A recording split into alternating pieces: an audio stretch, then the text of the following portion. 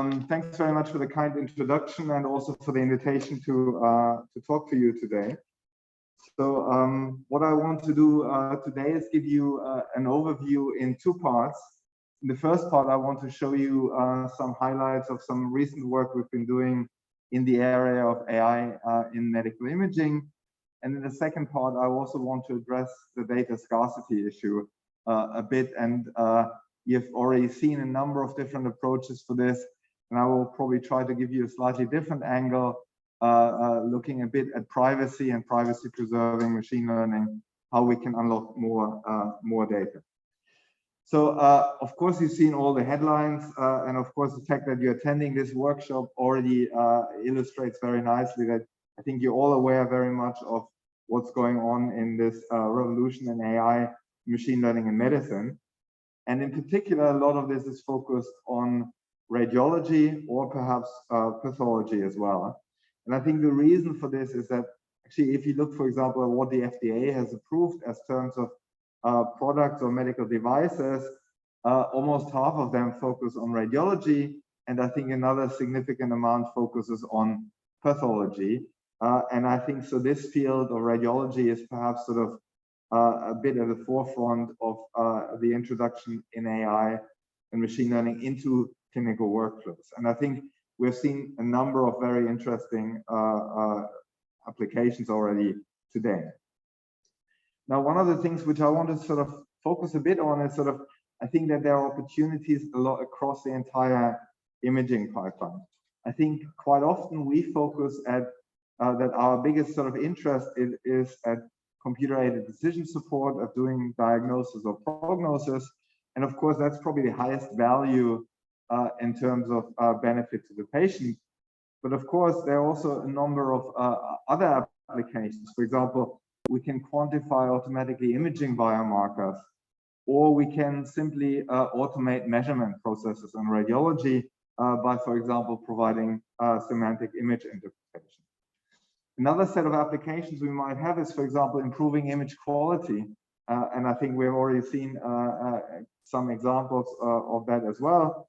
And in principle, also, can we get better images in the first place, perhaps through accelerated imaging, which means the patient has to lie, for example, for less time in the MR scanner. Now, in the first part of the talk, I want to give you a few quick examples of these, which we have sort of worked on. And I'll start at the bottom of this pyramid. So I think many of you will be familiar with how you typically acquire MR imaging data.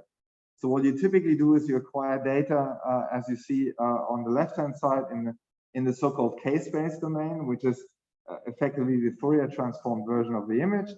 Then you apply an image reconstruction, in this case, inverse Fourier transform, you get your signal. Now, because you have to sample this K-space in a sequential fashion, the acquisition process is typically quite slow. If you, for example, do cardiac imaging, like in this particular case, you have to realize that you have to hold your breath for the duration of the acquisition. Or you have to take multiple breath holds if the patient can't hold their breath for long enough. It'd be much nicer if we could subsample, for example, our K-space, only get a fraction of the data, and then try to reconstruct the data from this. And of course, we can do this. You see this here on the right-hand side, the result of this. But I don't know how well it shows on the projection, but the image is significantly degraded in image quality. It's quicker in the acquisition, but poorer in the image quality. So one of the tasks you can formulate, for example, is can we recover the true high-quality image from this corrupted image by, for example, applying machine learning approaches to it. And of course, in this particular case, that actually works pretty well because there is going to be a lot of redundant information because it's dynamic. So the easy solution for this could be, for example, I'm just going to use our favorite network architecture, UNet, and try to do this. But if I do this, I will take my corrupted image, produce a new image, but I have no guarantee that the output is actually consistent with the measurements I have made. So actually in practice, even though you can use this approach in the image domain, it's perhaps more, or it's perhaps more prudent to take an approach which really ensures that the data is consistent with your measurements. So this is some relatively old work which we have been doing, where we, for example, take data, or we denoise this image in two different domains, in the input in the image domain, and also in the case-based domain. We do this by having this two separate sets of networks, or network blocks. One which denoises the image in the image domain. You have to be careful that you actually take a complex value information into account though. And then after we have denoised the image, we go into the case-based domain, and we ensure that actually the denoised version of the image is still consistent with the case-based measurements we have acquired. And then you can sort of iterate forwards and backwards between these two different domains. Now, if you do this, you get very good results, because this data is, as I said before, there's a lot of redundancy in the temporal domain. And we can, for example, accelerate the image acquisition by a factor of 6, or you can be even more aggressive in the undersampling. And you see that, for example, here the undersampled image really is hardly recognizable, but the reconstruction is still quite good because you have so much redundancy in the data. So in addition to that, you've seen already, this is of course a network which can get quite deep because we sort of effectively have unrolled the optimization here. So I wanted to just highlight a bit what I mean with it. So in the traditional way, how you do, for example, image reconstruction, you typically have an iterative optimization process where you typically optimize a cost function or minimize a loss.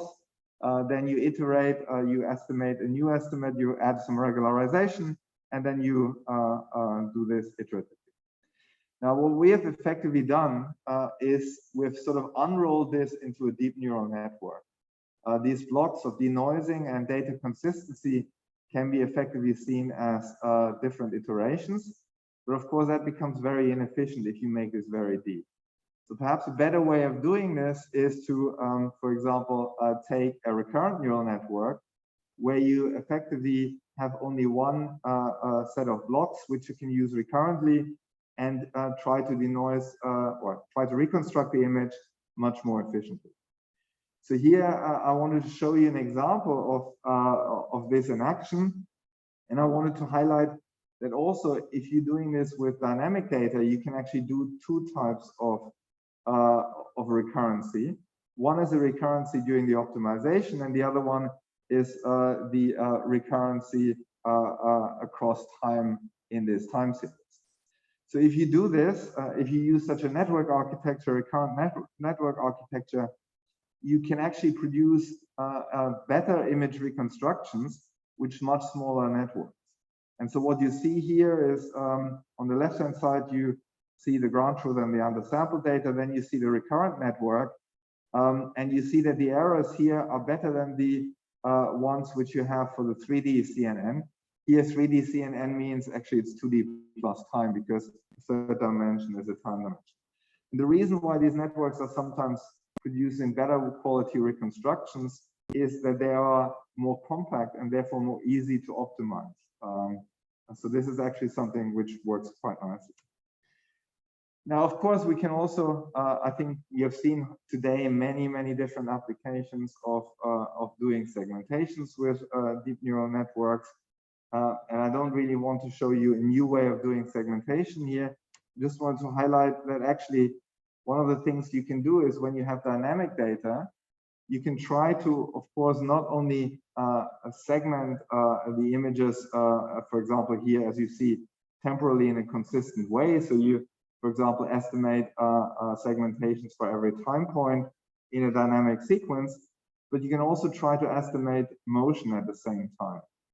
Because, for example, in cardiac imaging, you're not only interested in the morphology of the heart and how the morphology of the heart is changing, but you're also interested, for example, in the deformation of the heart in terms of, for example, strains and other parameters. So one of the things which we've been working on is, can we try to actually incorporate biomechanical constraints into that motion tracking and segmentation, because we, for example, know that the heart itself, the myocardium, so the muscle wall, is incompressible. So we can, for example, try to incorporate a regularization term, which ensures that you try to approximate the motion of the heart in an incompressible fashion. This is something which we presented at MICAI a while ago, and uses a variational regularization scheme to actually try to estimate both a segmentation and the motion of the heart at the same time, and the motion is biomechanically constrained.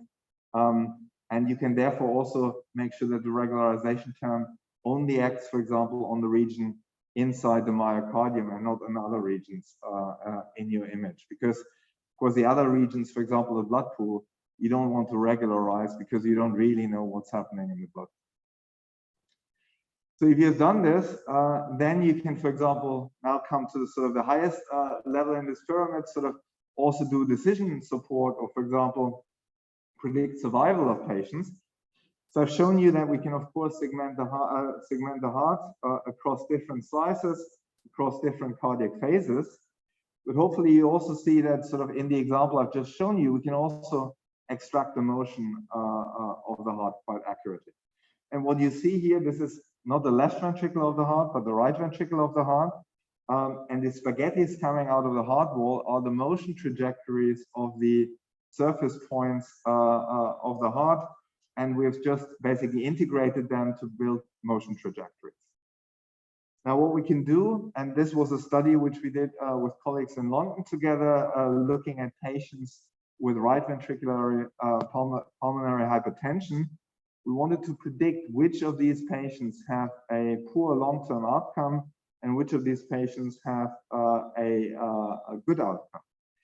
We did something quite simple, at least given that this is sort of a CVPR workshop. This sounds probably like a very simple machine learning model. It's effectively an autoencoder model where you take motion as well as morphology of the heart into account, and you build a latent space which you try to condition to be predictive of survival in these patients.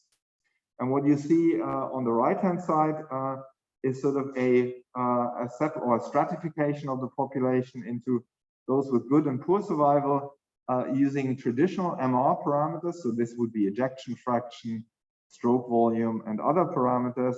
And if you use this latent space representation and try to predict from that the survival, you actually get a much better separation of the patients with good and poor survival. So I think all of what I've shown you so far looks like actually machine learning is doing really, really well, and all the problems are going to be solved with AI and machine learning. Now, I think you probably also have seen this newspaper headline a while ago. Now, this has nothing to do with radiology, but I think if you talk to radiologists, they will probably say, well, you can actually replace COVID with radiology, and it's pretty much the same thing. A lot of these tools, I work very closely with radiologists together, are simply not used in clinical practice. And if you ask people why are they not used in clinical practice, most commonly you get the answer, well, they don't work reliably enough. They are not reliable enough. And I think we've seen a lot of great talks addressing what can go wrong, what are issues, for example, why does your model fail? And I think obviously one of the problems which we have is sort of that we quite often have biases in our models, which lead these models to not do particularly well for some, for example, underrepresented groups. That's clearly a problem. A second problem is that in our community, and I would definitely also include ourselves in this, we quite often use data sets which look like this when we build our models. And when you go into the clinic, your data looks like this. And actually, if you go to a radiology department, most of the patients, half of the patients which will have an exam, they will have an exam because they have pathology, correct? So this is not the outlier, but it's the norm in a clinical setting. And finally, of course, many of the acquisition variations you can have is not only that your MR or CT scanners have different colors, but actually that they are sort of different manufacturers, where the sequences are not quite comparable. They have a lot of different sequence variations. For example, if you look at the heart, you can do cine imaging, you can do stress rest imaging, other types of sequences. And of course, you might even switch, of course, the modality completely. Now that is, again, something where a clinician will say, well, I want to do whatever I think is the best acquisition here. And if your model doesn't work for this, then you have a problem. So we need to deal with all of these variations. And we've had some great talks how you can deal with some of these variations by using domain adaptation, by using zero-shot or few-shot learning, or by doing other things. But ultimately, you can probably also address a lot of these problems by having more data, correct? If you really have very large data sets, you can probably also do a much better job. So access to large data sets is critical. But I think quite often in our community, the reason why we don't have these large data sets is because people worry about privacy. This is very sensitive data.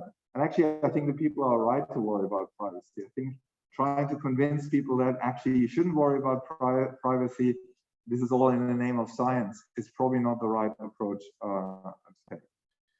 So what can you do to deal with the privacy concerns? So this is a survey paper from some of my colleagues from Munich a while ago, where they looked at what are the different approaches we can use for ensuring privacy, and also can we ensure privacy during different stages of our learning process. For example, can we protect the data? That's one thing, but quite often, if you're, for example, a commercial company, you're also very much interested in protecting, for example, the algorithms or the models you build. Okay. So I wanted to sort of highlight a bit that there are a number of solutions out there which actually people can deploy and people can use. And I think what probably comes to most of you to the forefront of your mind is to simply use federated learning. I think all of you probably are familiar with federated learning, where the idea is you send your model, a centralized model, to different sites. They update the model, they train with a model on site, and then you keep on repeating this for all the different sites. And the big advantage here is you have immediately a compliance sort of advantage, because your data doesn't leave the hospital. However, I think one of the things I wanted to sort of drive home is that federated learning itself is not a privacy preserving technique. So if you look at what you see here on this particular slide, I wanted to show you that you see on the left-hand side data which went into a federated machine learning algorithm. And on the right-hand side, or in the column next to it, you see a reconstruction of the data from the model by doing a model attack. This is something which there are many techniques for doing this. And for example, in these particular cases, you can see you can actually reproduce a blurry version of this of these data sets very nicely. You might say, well, it looks a bit blurry, so it's not really an issue. But I'm sure, for example, you can tell for the patient on the left-hand side at the top that that patient had a mastectomy. In the image below, you can probably tell that the patient had implants. So this is clearly a catastrophic privacy leak, because you can infer quite a lot of information about that particular patient. Okay? Still, there are ways of preventing this, and we've sort of demonstrated this in a paper last year, where we try to do something which is by design privacy preserving and can be trained in an end-to-end fashion. And sort of one of the components we have in that system, but it's not the only component, there are two main ingredients. One is secure multi-party computation, where you ensure that actually no party on its own can decrypt, for example, the data or the model, you can only do this in a joint fashion. So the secure multi-party computation gives you effectively a cryptographic level of protection, and that also means that your model updates, which are transmitted in a secure way. Of course, you can also then use this to make sure that when you, for example, run inference, that you also have encryption at the inference level. However, that of course doesn't necessarily mean that you cannot attack a model. That actually only protects the communication between the different sides. But for actually protecting the model itself, you can use techniques such as differential privacy. And this is sort of something I want to sort of bring or explain a bit, sort of perhaps in a bit more detail, is sort of that in this differential privacy setting, the idea is quite simple. You want to give a mathematical guarantee for how much privacy leakage you have. And if you look at this particular scenario here, you have, for example, a database plus an individual's data point. You're doing some analysis and you get an answer from that. Now, if you can actually do the same analysis on that data set without the data of the individual you care about and get to an answer which is very, very similar, then you basically satisfy differential privacy. So you want the answers A and B to be indistinguishable, and here in this particular case, the two data sets only differ in the fact that they have one individual missing in one of the data sets. So that is sort of an informal definition of differential privacy. Can also give a more formal definition of differential privacy, and here you would like these two probability distributions of these two databases to be basically indistinguishable, and you can give here an epsilon bound which tells you effectively the privacy loss. So this epsilon here is a parameter which you can tune to be as conservative or as lax as you want. If you make epsilon very small, you have effectively a very small privacy budget, but also very little privacy leakage. If you make epsilon large, you of course are much more lenient with your data. Now, if you use such an approach in your end-to-end training, you can actually ensure that the reconstructions you can do or the attacks you can do on your models are now much more secure. So same attack which I've shown you before, now with differential privacy added to this, you can effectively no longer reconstruct, not even anything useful about the image in general. Okay, so this is really an interesting approach, which really now makes it possible, I think, to effectively in a federated version make sure that you can access quite a lot of large data sets. So in summary, I wanted to sort of just conclude and sort of highlight that I think obviously AI has a lot of potential in radiology and medical imaging. Most of the solutions we have, I think, are quite brittle, and that's really often because we do not have the adequate training data. Of course, we can also adopt this by using machine learning approaches, such as zero-shot learning and so on. But we can also try to just address this by having a larger data set. I think also it's quite obvious to me that a lot of the reasons why we have quite often unfairness in the algorithm is because we don't really have access to data which is representative of the population we really want to serve. So I think privacy preserving AI can address some of these concerns. And I think the two components I wanted to highlight here are sort of federated learning as one component, which I think is now quite well understood. But also if we combine this with more formal methods from cryptography and the field of information theory, we can also give some hard guarantees about what privacy preserving really, or what privacy preservation really means in a formal sense. And with that, I wanted to just acknowledge all the people who gave us money for the research, but perhaps more importantly, all the researchers in our group who contributed to many of the examples I've shown you. And I will stop here, and if you have any questions, I'd be very happy to answer them. Thank you very much.